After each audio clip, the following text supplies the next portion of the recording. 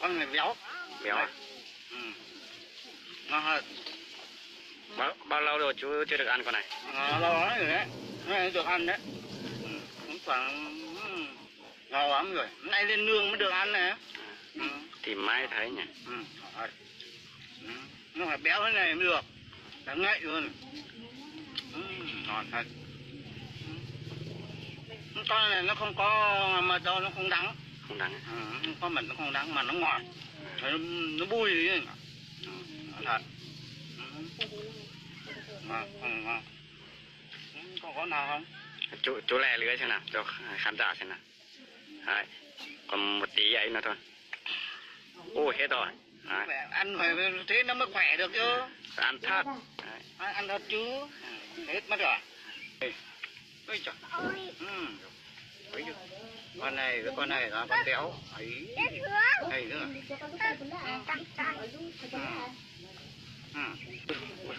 Ui nhiều thế. Ui.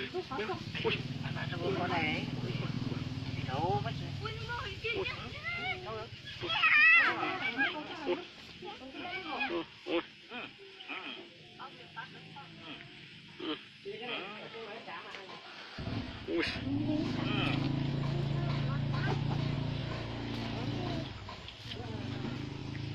Còn nữa không má? À đây à? Đây. Còn làm bố hai con. Có mất con này ba. Nó ngậy. Ba như có mất. Sắp đôi luôn à? Ăn luôn hai con phát một à? Dạ. Ba này có một con. Mua à? Ui. Dòng.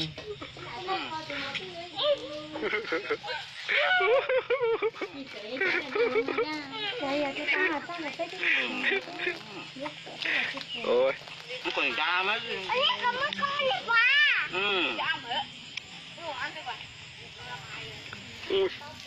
Ui được ra à?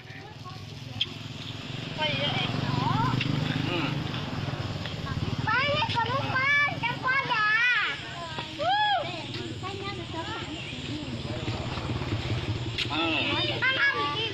Sao nó ghi cho video nó mất tôi.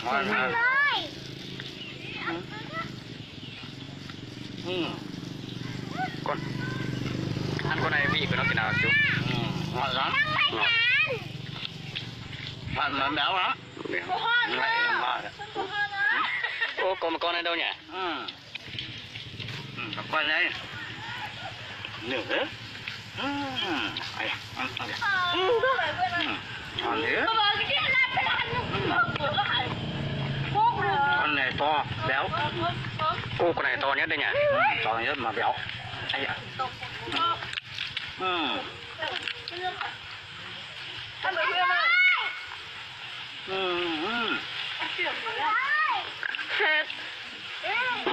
Nhìn chú ăn cảm tưởng kiểu nó dai dai thế.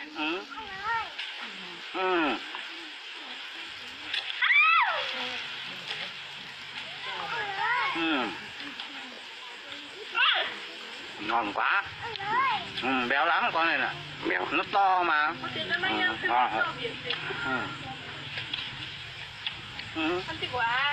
Ôi à, khỏe người đấy. Ăn thế đầy bụng đấy, no đấy. Ăn thế mới khỏe được.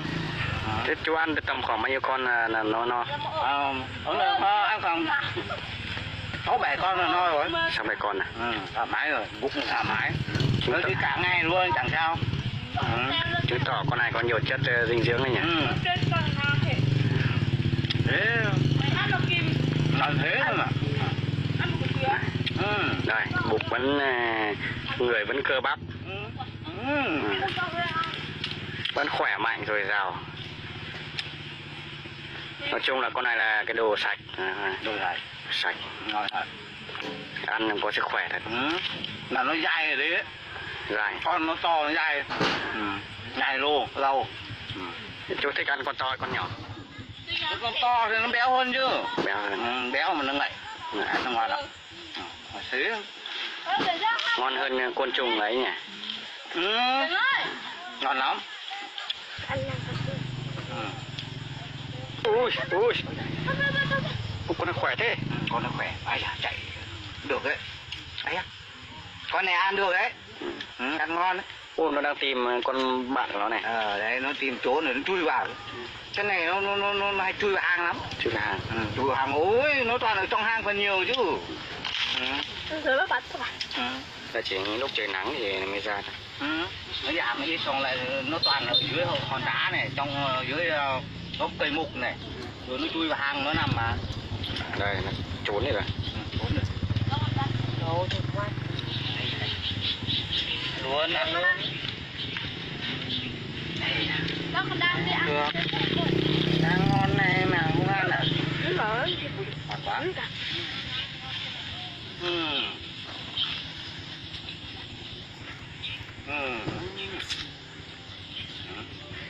Chân nó sắp lắm là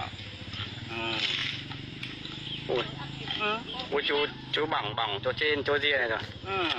Nó ấy nó cào à? nó cào. Không sao. Đấy không hợp à? Gì à? Đấy bình thường. Con này còn ngậy hơn nữa.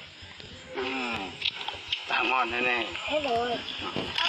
Tiếc ít con nhỉ. Quyên nó hot stop cho. Ngon đấy. Thế là giỏi.